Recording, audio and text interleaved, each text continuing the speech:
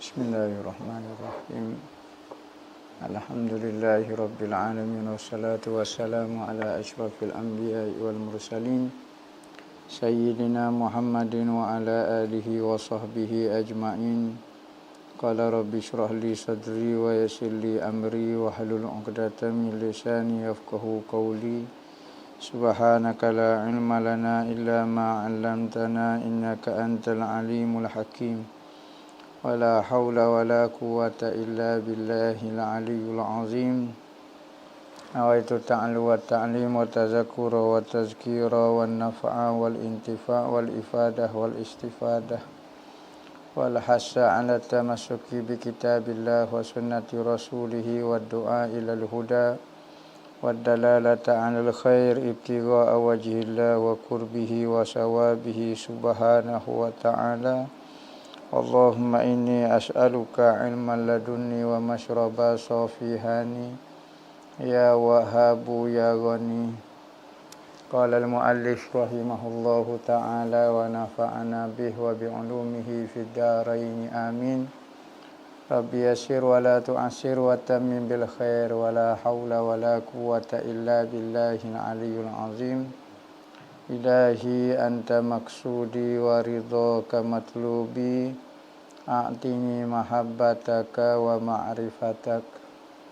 Amma ba'du, assalamu alaikum warahmatullahi wabarakatuh. Berkata Syekh Abdul Qadir bin Abdul Muttalib al-Indonesi Al-Mandili dalam kitab dia Penawar bagi Hati, sehinggalah perkataan beliau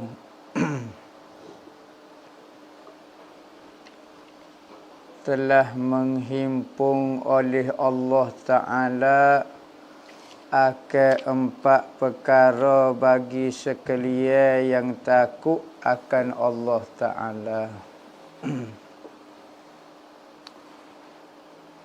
Lalu ni kita duk kecek tajuk hati yang takut akan Allah Ta'ala. Hati yang takut itu, hati itu merasai takut. Kerana takut itu muncul daripada kenalnya hati itu akan Tuhan dia. Maka timbullah perasaan gerun, timbullah perasaan bimbang, timbullah perasaan takut kepada Allah Subhanahu wa Ta'ala Tuhan dia. Maka hati orang mukmin sayugianya dan semestinya kita sebagai hamba Allah Ta'ala mesti ada perasaan gerung takut dengan Allah Ta'ala. Sekalipun kita ni orang yang kurang taat kepada Allah Ta'ala, tetapi di dalam hati kita masih ada perasaan, yakni masih takut dengan kehebatan Allah Ta'ala, masih bimbang dengan keperkasaan, kekuasaan Allah Subhanahu wa Ta'ala. Maka hati lagu tu hati yang baik. Maka katanya pengarang telah menghimpun oleh Allah Ta'ala akan 4 perkara bagi sekalian yang takut akan Allah Ta'ala. Siapa dia takut, maka boleh 4 perkara. Pertama, petunjuk ataupun hidayah. Seorang yang takut, insya-Allah dia akan sentiasa takut dapat hidayah daripada Allah. Manakala orang yang tidak takut kepada Allah Ta'ala dibimbangi dalam satu keadaan diri dia, dia akan lupa pada Allah. Perbuatan dia tidak menunjukkan kepada takwa. Tetapi apabila orang takut, maka sentiasa mendapat petunjuk daripada Allah selagi mana dia takut kepada Allah. Jangan hilang daripada hati kita takut dan bimbang akan kehebatan Allah Ta'ala. Selagi itulah perbuatan kita sentiasa membuat menjadi baik kerana kita takut Tuhan. Dan kedua, rahmat kasih sayang Tuhan. Semakin takut kita kepada Allah, semakin kasihan Tuhan kepada kita. Semakin sayang Tuhan kepada kita. Manakala semakin kita tidak takut, semakin Tuhan marah kepada kita. Begitu juga kita, kalau takut kepada ibu kita, takut kepada guru kita, maka guru kita akan sayang kepada kita. Kita bimbang takut ibu kita marah. Kita takut kalau guru kita terasa hati. Maka anak murid ataupun anak yang lagu ni akan mendapat kasih sayang daripada seorang ibu ataupun seorang guru. Ketiganya, pengetahuan yakni ilmu. Kerana orang yang takut ke Tuhan itu dikatakan orang ulama, orang alim. Innama yakhshallaha min ibadihil ulama. Nah, Allah Ta'ala sebut sesungguhnya yang takut kepada Allah itu adalah ulama. Ulama ni orang yang ada ilmu. Dalam Al-Quran, dalam ayat ni menyatakan orang yang takut ke Tuhan. Sekalipun dia hanya orang biasa sahaja, kerja dia jual burger, ataupun kerja dia buat jambatan, ataupun kerja dia buat padi, ataupun dia peniaga biasa, ataupun dia buat grab, ataupun dia ninja apa kau panggil Tetapi dia ada perasaan takut, maka dia sebenarnya orang yang alim. Manakala orang yang ada ilmu banyak tetapi tidak takut kepada Allah, maka orang ni tidak dipanggil orang ilmu. Sekalipun dia banyak ilmu, tetapi orang yang alim ilmu di sisi Tuhan adalah orang yang takut ke Tuhan. Apa makna ilmu? Kalau tidak menumbuhkan perasaan takut kepada Allah. Maka semakin tinggi ilmu seorang itu, semakin takut ia kepada Allah Ta'ala. Apakah bertambah ilmu tetapi tidak bertambah takut? Tak ada apa.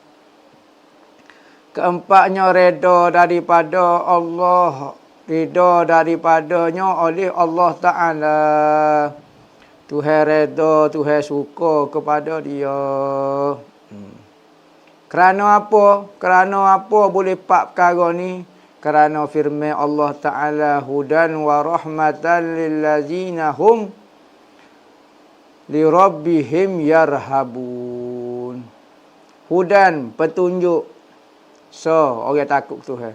Rahmat, kasih sayang bagi sekalian mereka yang takut akan Tuhan mereka. Dalam Quran sebut jelas, petunjuk dan kasih sayang rahmat bagi orang yang takut Tuhan. Takut ni kadang-kadang boleh disembunyikan. Kadang-kadang perasaan takut ni terlalu kuat sehingga ia mengganggu kehidupan normal kita. Ada orang takut Tuhan sehingga tak boleh buat gapo-gapo. Ada orang mari ahwal perasaan terlalu takut ke Tuhan sehingga tak boleh tidur. Setahun, 2 tahun, 3 tahun tak boleh tidur. Bertahun-tahun. Tetapi dirahsiakan daripada pengetahuan orang kerana takut dia nak tidur. Takut apa? Anxiety. Tak. Takut ke Tuhan. Anxiety tu bukan takut ke Tuhan. Takut kepada diri sendiri. Takut kepada nasib hidup dia. Takut kepada makhluk. Takut kepada keinginan dia tidak tercapai. Takut. Manakala takut Tuhan, bukan anxiety. Orang yang takut kepada Allah itu hati yang benar. Ada orang yang memiliki hati yang kuat, disembunyikan perasaan takut itu di dalam kehidupan dia yang normal.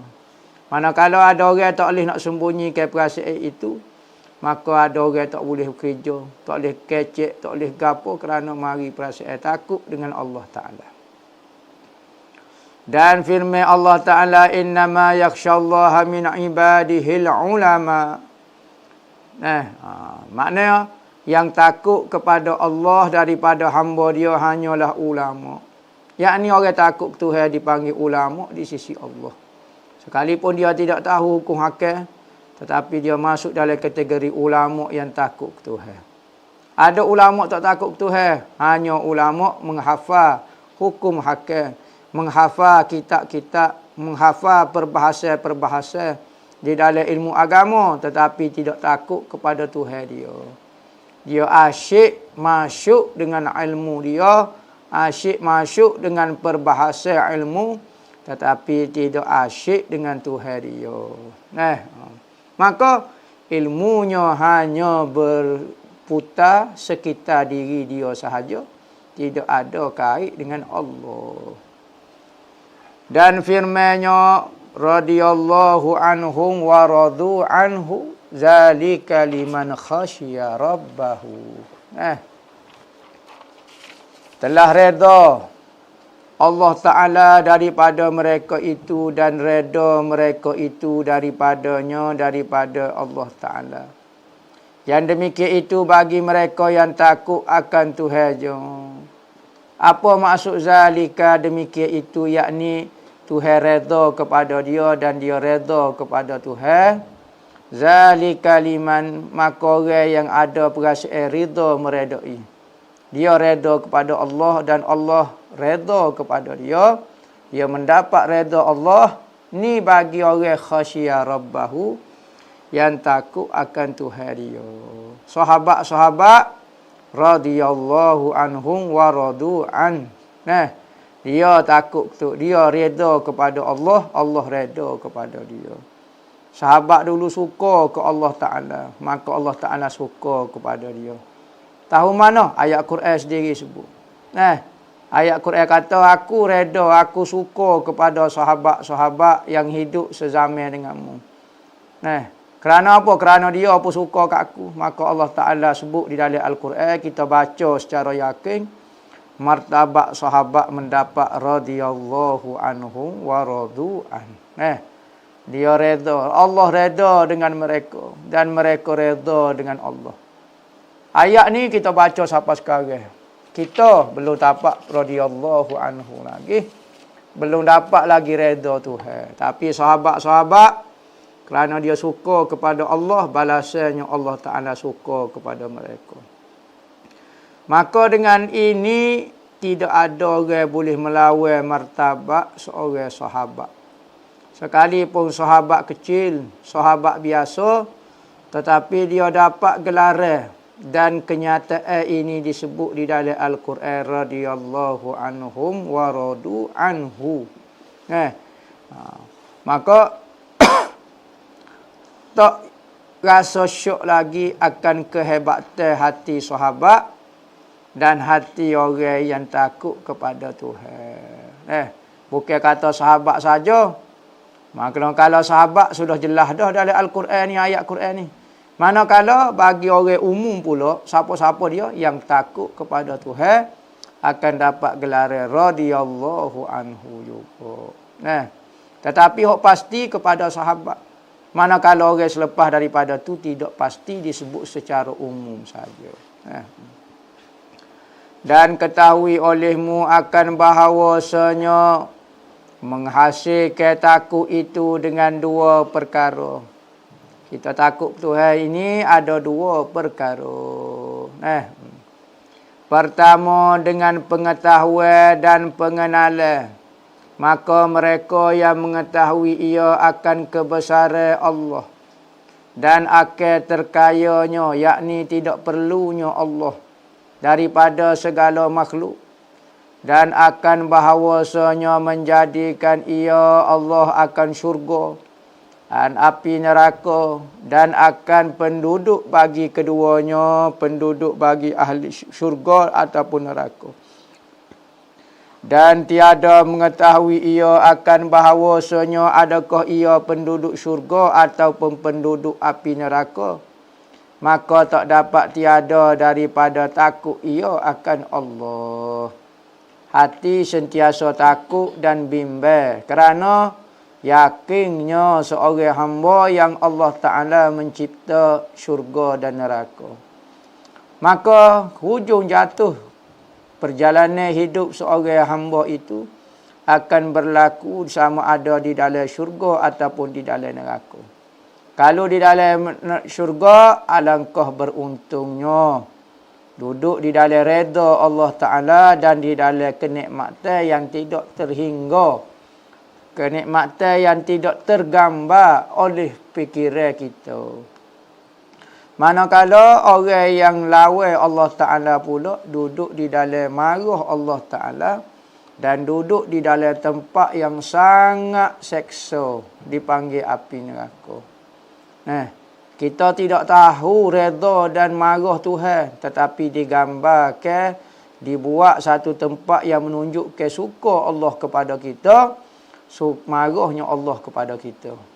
Maka orang masuk syurga itu orang yang Allah Ta'ala redha. Maka dia pun masuk syurga. Maka dia dapat nikmat daripada Allah. Maka dalam neraka, tempat Tuhan marah. Tempat Tuhan gapo, maka digambarkan dalam neraka. Tak sudah ihtimal lah, jangan kita tanggung lagi dalam syurga, takut dalam syurga saja tapi Tuhan tak suka. Tak. Tanda Tuhan buh dalam syurga tu Tuhan suka dah tu. Lepas tu, mau masuk neraka tak apa, penting Tuhan redha. Tuhan redha buh dalam neraka, kalau Tuhan redha Tuhan buh dalam syurga. Itulah mazhar penzahiran redha Tuhan di syurga. Penzahiran sifat kita tak nampak marah Tuhan itu dengan neraka. Apa lagi kita andai-andai lagu tu. Maka Nabi Muhammad duduk dalam syurga, duduk dalam neraka, duduk dalam syurga. Jelas. Kerana apa? Syurga itu tempat redha Allah. Tak ada kata Nabi Muhammad duduk dalam neraka, tapi dalam keadaan diredha Tuhan. Tak ada lagu tu. Tak boleh kecek lagu tu, pening. Demo sakit, sakit, tapi demam. Nampak tak demam? Tak demam tapi sakit. Kok mana? Pening lah kata. Demam tu jolok lah. Dia mau sakit kata. Dan yang kedua, dengan memandai kepada sekalian mereka yang takut. Dan menilik akan kelakuan mereka itu. Pertama, kita sendiri tahu. Kedua, kita tengok kepada orang yang takut ke Tuhan. Tengok guna apa? Tengok guna mata. Tengok apa? Tengok kepada gambar-gambar wali Allah. Tengok kepada gambar-gambar orang yang takut ke Tuhan. Tengok kepada gambar-gambar orang yang dikasihi Tuhan. Maka timbul perasaan takut juga kita kepada Allah. Dan menilik akan kelakuan mereka. Tengok kehidupan dia sehari-hari. Dia rela memenatkan diri dia. Dia rela menyempitkan hidup dia. Dia rela menyusahkan diri dia semata-mata kerana nak buat ibadat Tuhan, nak menyembah Tuhan, nak mencari redha Tuhan. Kenapa dia meninggalkan maksiat? Kerana dia takut Tuhan. Awak boleh buat? Boleh buat. Tapi kenapa awak tak buat? Saya tak berani. Sekalipun tak berani, saya taklah sekuat Nabi Muhammad. Tetapi masih dalam hati saya ada perasaan gerung dan takut kepada Tuhan. Maka kita tengok orang mampu buat benda yang tidak redha, Tuhan tak redha tapi dia tak buat. Maka menambahkan juga takut takwa kita. Sebab itulah Nabi pesan, jangan saing kecuali dengan orang yang bertakwa. Jangan makan kecuali makananmu kecuali orang bertakwa saja makan. Jangan duduk kecuali duduk dengan orang yang bertakwa. Maka duduk dengan orang takwa tu menyebabkan kita pun jadi takwa juga. Sebab itulah jangan lari daripada majlis-majlis ilmu. Jangan lari daripada berkawan dengan orang-orang baik.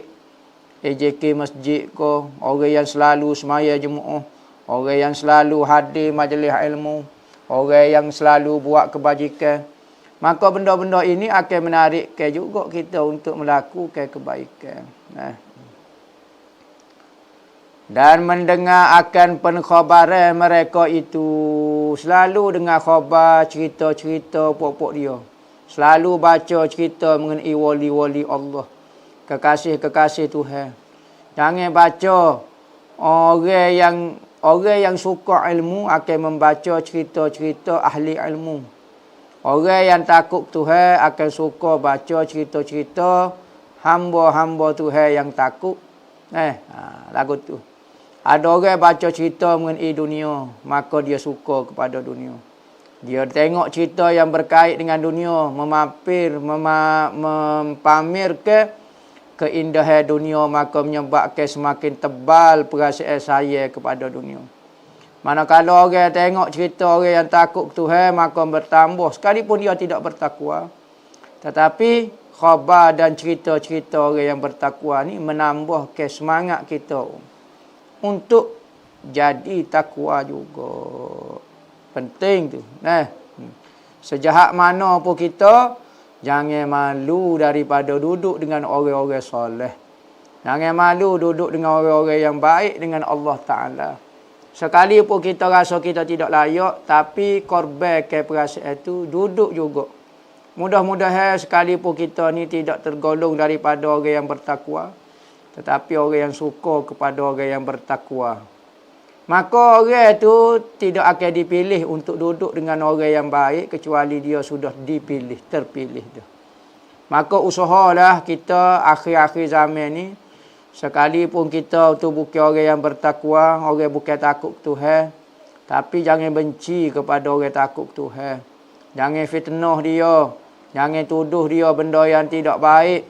Selalulah duduk dengan mereka, mudah-mudahan bertambah sifat bertakwa kita tu. Ni orang bertakwa, orang baik, mari kita duk fitnah. Orang baik mari kita kata macam-macam. Macam-macam. Kerana apa? Kerana tidak suka kita kepada dia.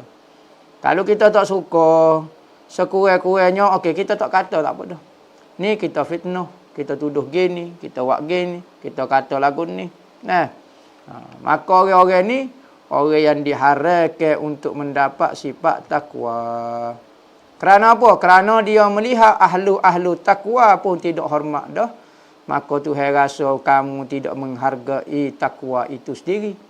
Apabila melihat orang takwa, orang takut Tuhan, mu tak hormat, maka mu tak layak untuk dapat sifat tu. Tetapi apabila orang jahat setara mana, jahat begitu jahat, perampok kau gapo, tetapi apabila dia hormat kepada orang yang bertakwa, maka ada harapan dia untuk menjadi orang yang bertakwa. Ahli sihir cerita Fir'aun dengan Musa. Apabila dia ni kafir, ya, ahli sihir ni kafir. Lawan Nabi Musa, ya. Tetapi kerana dia beradab dengan Nabi Musa, sikit saja. Dia kata, wahai Musa, siapa dia nak campur dulu ni, sihir ni? Aku dulu, kamu dulu. Beradab dia tanya Nabi Musa. Maka Nabi Musa kata, mu campur dulu, lepas ni aku campur. Tu saja. Ahli sihir kafir, nak lawan Nabi. Tetapi satu keadaan dia masih lagi ada perasaan hormat kepada seorang Nabi. Maka apa dia balasan Tuhan daripada sikap hormat tu? Katanya ulama, iaitu dia mendapat iman, keyakinan. Lagu mana? Apabila Nabi Musa campur, dia nampak pelik kejadian tu, maka yakinlah dia ni bukan sihir, ni adalah benda yang mari daripada pencipta, mari daripada Khalik, mari daripada Tuhan, bukan makhluk lagi, bukan ciptaan manusia lagi, tetapi ciptaan Tuhan direct. Maka dia dapat iman, yakin, tiba-tiba dengan Nabi Musa dan dapat iman sekejap-kejap imannya, dapat pangkat waliullah selalu. Bukan masuk Islam dengan keadaan sikit-sikit tak. Beradab dengan Nabi, maka dapat anugerah iman waliullah. Maka Fir'aun nak marah. Fir'aun kata, aku akan bunuh kamu. Kamu sebenarnya berpakat dengan Nabi Musa. Kamu sebenarnya berpakat dengan Nabi Musa nak menjahanamkan kerajaan aku. Nak menghancurkan aku sebenarnya. Maka aku akan bunuh pokmu semua. Aku akan kerak tangan, aku akan solid, aku akan buat gini. Maka apabila orang dah masuk iman, dapat anugerah iman daripada Allah, maka ahli sihir tu jawab kata, mu buatlah apa dia atas muka dunia, kerana kamu ada kuasa atas dunia. Tetapi di akhirat Allah yang berkuasa. Dia yang akan menentukan segala-galanya. Apakah habuai untuk kami dan apa dia ke habuai dan akibat untuk kami. Boleh imej, berani kecek. Sekala takut kepada Firaun. Tetapi apabila imej masuk lagu tu, dapat keyakinan seyakin-yakinnya dengan ajaran Nabi Musa. Jadilah wali tu. Kena bunuh. Ya, kena bunuh. Tapi dapat imej kerana beradab dengan orang yang takut Tuhan. Sebab tu kita kena hormat kepada orang-orang alim. Orang-orang tua yang soleh-soleh. Orang yang takut Tuhan. Tengok orang-orang agama. Kita tengok agama lain. Tokca ko, Buddha ko, Kristian ko, apa dia hormat kepada ahli agama dia. Dia hormat kepada tokca dia. Bahkan dia menganggap kebaikan dia yang buat kepada tokca dia, sami-sami dia akan mengkifaratkan dosa dia. Dia akan hidup bertuah, dia akan apa. Kita orang Islam ni, bapa tak boleh hormat kepada orang-orang alim. Orang-orang yang takut Tuhan. Lagu tu. Mudah-mudahan kita akan dapat sifat takwa yang ada dalam hati dia. Ataupun anak kita, ataupun cucu kita jadi orang alim ko, apa dia. Bandingannya seperti kanak-kanak, tiada takut ia akan ular. Budak tak kenal ular, ia tak takut ke ular. Kerana tiada mengetahui ia akan bahawasanya ular itu mensebabkan kebinasaan, menyebabkan kematian. Kena patut kita tahu, maka budak ular itu tak lari. Bersalah bapa bagi budak itu, takut ia akan ular. Budak tak, orang tua dia kenal ular, dia takut kepada ular kerana tahu bisa bahaya dia. Kerana mengenal ia dan mengetahui ia akan mudarat dengan sebab dipatuk oleh ular. Tetapi apabila melihat kanak-kanak itu akan ayahnya takut akan ular dan lari daripadanya dan gementar badannya kerana melihat ular itu, nescaya mengikut akan ayahnya pada ketakutan dan merasa ia di dalam hatinya akan takut. Sekalipun tiada ada ia mengetahui akan sifat ular tu. Maka anak dia akan tengok, ayah dia takut. Dia tak tahu benda tu lagu mana ko. Ayah dia takut kenapa sebab ko benda tu bisa, ko benda tu gapo ko. Maka dia ikut juga takut. Menangis juga dia. Lari juga bersama ayah dia kerana dia tengok ayah dia takut. Budak tak tahu apa, boleh sifat takut kerana tahu duduk dengan orang tua yang tahu kenal ke sifat takut. Dan ketahui olehmu bahawasanya takut itu seperti cemeti yang menghalau ia akan hamba.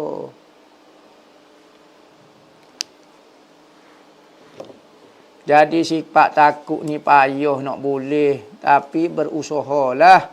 Buat-buatlah, mudah-mudahan kita akan dapat sifat takut yang hakiki. Takut kepada Allah, bimbang gerung dengan Allah. Tuan guru hamba nak tanya, boleh kau kalau nak letak nama anak hamba Muhammad Al-Ali? Terima kasih Tuan guru. Ada nama Tuhan Ali, ada nama Tuhan. Jadi Muhammad Al-Ali, sifat tinggi. Boleh letak, boleh, tak ada masalah ke apa dia. Selain daripada Allah dengan Ar-Rahman tak boleh letak. Nama anak apa? Ar-Rahman ataupun Ar-Rahman tak boleh. Nama anak apa? Nak letak nama Allah tak boleh. Selain daripada tu Asmaul Husna. Ya Ali ya semua tu ikutlah Ar-Rahim ko, ikut boleh berlaku hukum dia. Muhammad ambil sempena nama Nabi kita. Al-Ali nama Tuhan kita. Ambil sempena. Sekalipun tuan tu lipat kau gapo dia, tapi mudah-mudahan dengan doa daripada orang duk sebut nama dia, mudah-mudahan benda tu jadi kebaikan. Tafaul dipanggil. Ambil sempurna baik satu-satu benda. Yakni hidup sentiasa fikir positif. Think positif. Sekalipun kita hidup kubur tapi ada cita-cita kita dengan Tuhan, ada harapan lagi. Letak nama molek-molek kepada anak. Tuhan Nabi Muhammad pun suruh letak. Tuan Guru yang mulia, saya baru menikah. Saya nak minta nasihat pesanan daripada Tuan Guru yang mulia. Nasihat saya kepada orang yang baru menikah, pertama niatlah dengan perkahwinan itu saya menjunjung perintah Allah dan Nabi dia. Tuhan suruh berkahwin, fankihu. Nah, berkahwinlah kamu semua. Ya, sekarang saya nikah ya Allah. Niat pertama nak taat dengan firman Allah Taala menyuruh berkahwin. Kedua, taat kepada Nabi Muhammad. Nabi Muhammad suruh kita menikah. Dan Nabi Muhammad tak suka kita tak menikah. Dua. Ketiganya, semua yang kita lakukan, berkahwin ataupun apa sahaja, sama ada sebelum berkahwin ataupun selepas berkahwin, sama ada urusan nafkah, urusan gapo pun, urusan cara pakaian, minuman, layan isteri ke gapo, niat saya buat tu semua kerana Allah, maka perkahwinan itu akan menjadi pahala kepada pasangan itu. Dia berkahwin 50 tahun. 50 tahun dapat pahala perkahwinan yang benar. Jangan jadi ke perkahwinan sama ya, orang yang niat betul ataupun orang niat salah, berkahwin tetap berkahwin. Ada hubungan, boleh tidur, boleh makan, boleh gerak sekali, boleh betul. Tetapi hak ni boleh pahala, hak ni tak boleh pahala. Jadi niatlah. Ulama ada mengarang mengenai niat berkahwin. Habis saat ada mengarang kitab mengenai kitab an-niyat, mengenai niat-niat, antaranya niat berkahwin. Syekh Ali As-Sakran tak silap hamba, ada mengarang mengenai niat berkahwin. Niatlah benda-benda baik saja, insya-Allah benda itu jadi pahala. Lepas tu kena sabarlah di alam perkahwinan itu, ujian itu banyak. Sebagaimana sebelum berkahwin kita diuji dengan duduk sendirian, maka ketika berkahwin juga ujian itu tetap ada, bukan kata tidak ada sebagai ujian. Gitulah. Jadi apa saja yang berlaku, niat kata kita nak semakin hampir dengan Allah dan semakin hampir dengan Nabi Muhammad. Kita tak tahu sifat seorang suami. Nabi Muhammad jadi seorang suami lagu mana. Saya nak jadi suami juga. Nak ikut sunnah Nabi ketika jadi seorang suami. Ustaz, saya nak minta Ustaz jelas ke ayat ni.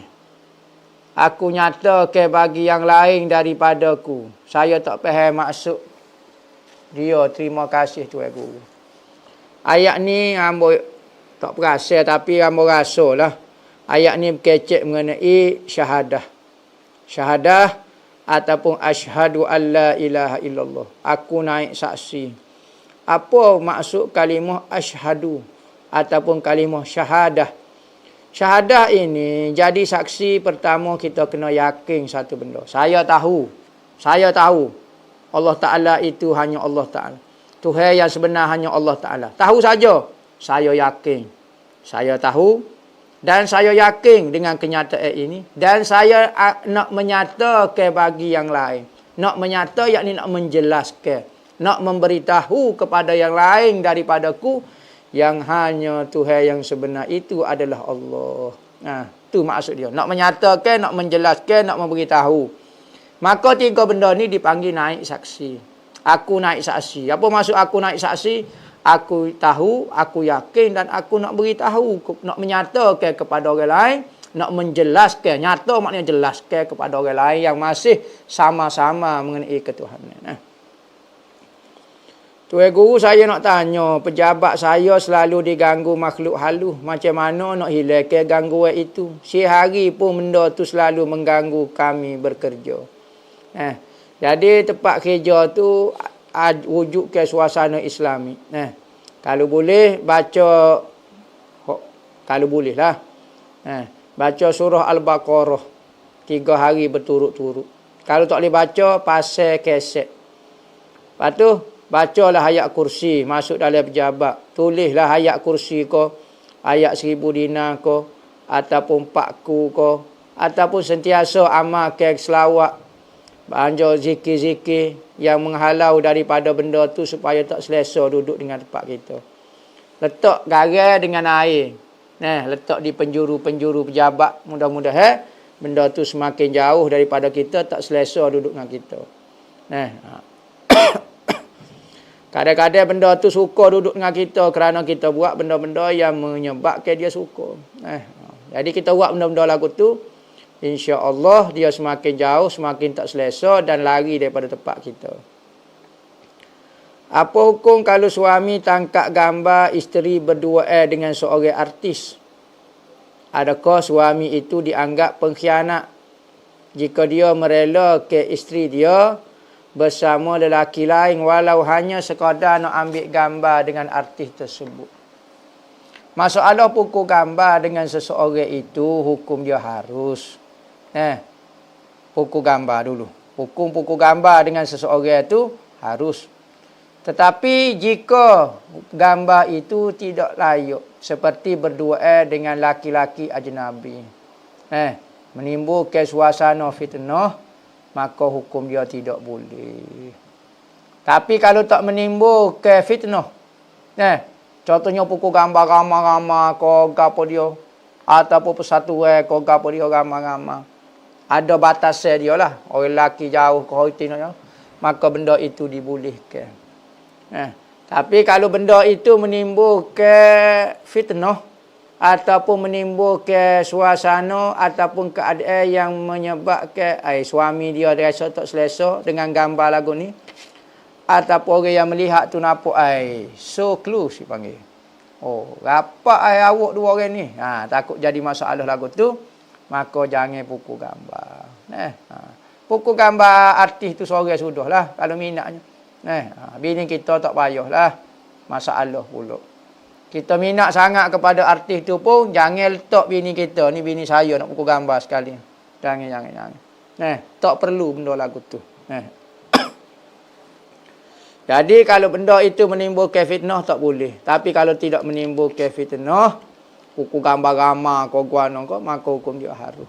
Ataupun apa bini kita jauh tak jelas lah mana pun. Nampak tak menimbulkan fitnah. Duduk ramai dekat 1000 orang dengan artis tu. Tak ada apa salah apa. Tuan Guru nak tanya dulu pernah bersama isteri waktu siang hari bulan Ramadan. Nak puasa derek tak mampu. Buat lagu mana tuan? Adakah kena bayar kifarat ke lagu mana? Jangan cepat kata kita tak mampu. Buat dulu puasa tu. Jangan cepat malah tak urut malah. Cepat jawab. Usaha dulu. Puasa 2 bulan. Jangan cepat nak pindah kepada hukum lain. Jadi alasan kadang-kadang orang malah ke apa dia. Teralah kat buat dulu puasa 2 bulan. Hak tu Tuhan nak tengok usaha kita nak dengar kata Tuhan. Bukan hukum sebenarnya. Kalau hukum yang tidak menyebabkan seorang itu insaf, menyebabkan orang itu rasa menyesal, maka tidak ada makna hukum itu. Maka disuruh dia puasa 2 bulan betul. Usaha dulu. Jangan cepat kata saya tak mampu, saya tak mampu. Saya tak mampu tahun ni, tahun depan mungkin saya mampu. Jangan gaduh tukar kepada hukum lain. Puasa, usaha juga puasa. Barulah kalau tak boleh sangat, barulah Tuhan tahu, barulah boleh pindah kepada hak lain.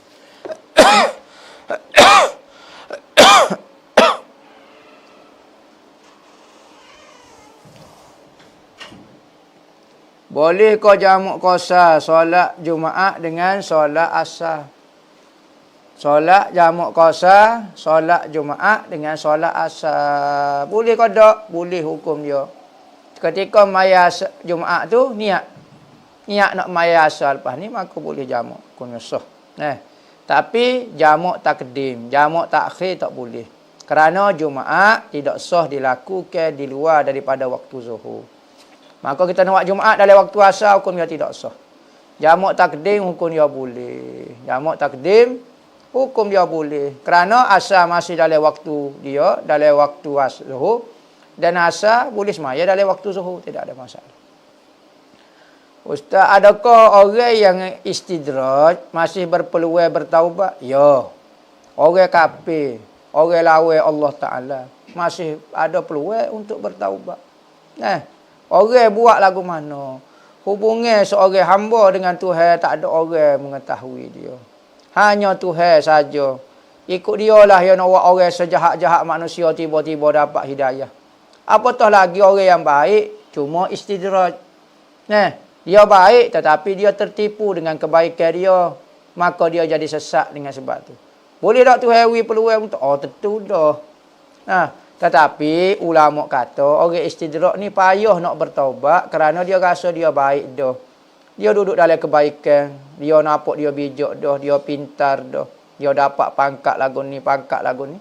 Maka dia payah nak untuk mencari kebenaran kerana dia rasa dia baik. Mana kalau orang yang duduk dalam kejahatan, dia rasa, oh saya jahat, saya tak semaya. Maka lebih mudah dia untuk bertaubat. Mana kalau orang yang rasa duduk dalam kebaikan, maka orang ini sukar. Tapi peluang tetap masih ada.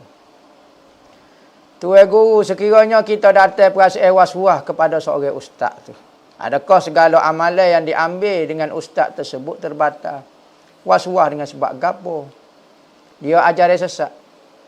Dia Syiah ke? Dia Wahabi ke? Ikutlah ajaran-ajaran menyebabkan gapo. Maka awak nak berhubung kau dengan orang sesat lagu tu. Awak nak ada alaqah kau dengan seorang yang sesat lagu tu. Maka tak perlulah. Maka kalau terbatal pun tak ada masalah apa dia. Awak nak ikut sesat dengan dia. Tetapi ada ulama-ulama kita juga mengambil ilmu dengan orang-orang yang hanya ambil ilmu menurut kepandaian dia saja. Dari sudut tu sahaja. Kita tengok dalam Bukhari pun ada sebut perawi-perawi di dalam Bukhari ada mazhab Syiah. Sedangkan Syiah dalam mazhab Ahlussunnah wal Jamaah tertolak. Tetapi Bukhari masih menerima. Ya, menerima hadis yang tidak ada kaitan dengan fahaman dia. Maka kita boleh belajar kalau dengan orang yang berlainan sesak ke apa. Dengan orang kafir kita boleh belajar. Lagu tu. Cuma kalau mari was-was tu buat apa? Was-was yang menyebabkan kita hilang hormat kepada dia. Kita kata kepada dia, kita sumpah kepada dia. Maka menyebabkan terputuslah. Kerana adab seorang murid tak boleh sanksi, tak boleh marah tu. Manakala kita tahu dia salah, tapi kita masih menghormati dia. Bukan menghormati kesalahan dia, tetapi menghormati dia dari sudut dia guru saya dari sebab ni. Imam Syafi'i satu kali dia tengah gunting rambut. Tiba-tiba dia pun bangun. Orang gunting tu kata ada masalah ke apa dia? Duduk. Patut-patut bangun pula. Kata dia lah saya nak gunting macam mana, awak duk bangun-bangun. Katanya Soleh, saat ni ada orang lalu, budak lalu. Ada orang lalu kan. Katanya orang gunting tu, bapanya dengan dia, apa awak bangun? Dia guru saya. Dia orang kafir. Awak belajar dengan dia orang kafir? Saya belajar dengan dia. Belajar ke apa dia? Orang tanya kepada Imam Syafi'i. Bapa dia hormat setiap kali kawan tu lalu dia bangun. Sedangkan dia orang kafir. Saya belajar dengan dia. Belajar dengan orang kafir nah. Tak apa. Awak hormat. Dia sebagai guru saya. Dia kafir pun. Ya, dari sudut ilmu tu adab sebagai murid dengan guru, sekalipun guru tu nampak jahat lah kita kata. Jahat lagi-lagi lah. Kafir tu Imam Syafi'i tunjuk ke adab dia. Katanya Imam Syafi'i, aku belajar satu masalah dengan dia. Apa dia? Aku pernah tanya dia bab anjing. Aku tengok anjing apabila nak kecing, dia akak kaki belakang dia. Okay. Kecing. Maka aku tak tahu buat apa buat gitu. Maka aku tanya dia, bapa kecing akak. Dia kata anjing, kalau kecing gini tak akak kaki, berarti anjing tu tak balik lagi. Anjing tu kecil lagi, dia tak tahu. Tapi apabila dia berbalik, dia cerdik, dia akak kaki dia, dia kecing supaya tak kena kaki dia. Lagu tu. Nak tanya anjing tu balik ke tak balik, anjing tu, maka dia akak. Baru dia kecing. Kalau dia kecing baru mengalir tu, tu tak main. Lagu tu. Maka saya belajar ilmu dengan dia. Maka saya hormat ilmu tu sendiri. Lagu tu. Maka tidak jadi salah kita hormat kepada guru kita. Tu menunjukkan adab kita. Semakin tinggi orang tu beradab, semakin tinggilah ilmu dia. Atau tidak sembahyang kalau baju kita pakai kena kuah gula daging walau sedikit. Najis bukan gula daging, najis pun kalau sedikit dimaafkan. Apatah lagi gula daging, sedikit lagi-lagi dimaafkan. Sedikit ni tengoklah kadar dia sebesar kuku. Betul kau Nabi ada pakai jubah macam orang Rom. Dah ada disebut di dalam Hadis-hadis dalam kitab sirah menyebut Nabi pakai macam-macam jenis jubah. Pada masa tu di Mekah dan di Madinah, orang macam-macam berkumpul di situ. Ada orang jual, supaya kita sekarang lah. Kita pergi di mall, ada jual jubah Iran, jubah Sudan, jubah Yaman, jubah Morocco, jubah. Kita pakai. Maka Nabi Muhammad ni orang yang simple. Dia pakai belakang jubah. Tak menunjuk ke orang tu kafir, kau gapo dia dak Nabi. Orang Rom ni, orang Itali, orang Rom, Roma lah. Maka Nabi bukan kata tak pakai pakaian dia. Nabi pakai. Berarti Nabi ni mudah sangat pakaian. Pakaian tak menunjuk ke kafir. Nah. Kalau Nabi pun pakai. Nabi pakai baju jubah lengan besar. Nabi pakai. Jadi Nabi ni orang hidup simple. Mudah terima pakaian ni. Orang bui baju jenis lagu ni pakai dia. Pakai baju gaumi, pakai jubah belah, pakai jubah rom, pakai. Cuma jubah rom ni kita tak tahu bentuk dia lagu mana. Dalam tafsir, dalam syarah-syarah hadis mengenai jubah rom ni payah kita nak. Hamba sendiri pun tak faham lah mana maksud jubah rom ni lagu mana. Tetapi jubah orang Roman, orang Turki, orang Itali, Nabi pakai, yo. Berarti Nabi ni orang mudah sahaja. Berarti setiap kawasan, setiap itu ada pakaian-pakaian dia. Dan Nabi nak royak kata kita jangan terlalu ta'assub asabiyah dengan kebangsaan kita. Dengan negeri. Nabi bukan kata ta'assub arak saja. Pakaian pun Nabi pakai ni. Selagi mana biar tu benda tu layak dengan agama kita, tidak menyebabkan terganggu kau apa, Nabi pakai. Jadi kita pun nak pakai gapo. Jangan hina budaya orang. Jangan hina negara. Adakah sunat bagi nama pada pakaian seperti baju, cincin, tukar? Ya sunat. Nabi apabila boleh baju baru, Nabi akan beri nama. Boleh serban baru, Nabi beri nama. Jubah baru, kenderaan dia, semua ada nama-nama dia belakang. Dan sunat bagi kita memberi nama setiap benda orang. Pakaian kita, jubah kita, serban kita. Ikut nama dewa, sayap labuh, sayap sikat. Ikut nama bahasa Melayu pun nama boleh ikut. Nama gegok gempita nama. Ikut nama serban hitam gapo dia ikutlah. Nama burung raja wali ko ikutlah. Boleh nama gapo-gapo tak ada masalah apa. Ustaz, apa hukum membuat zalim pada jin yang tak kacau saya sebab dia duduk di rumah saya? Jangan kacau lah dia kalau dia tak kacau kita. Kalau dia kacau kita, baru kita ada hak untuk menghalau dia daripada tu. Tapi kalau dia tak kacau kita, tak ada hak lah kita nak halau dia. Kerana alam ini, dunia ini, perkongsian. Kita saling duduk. Dia pun ada hak untuk duduk di alam ini.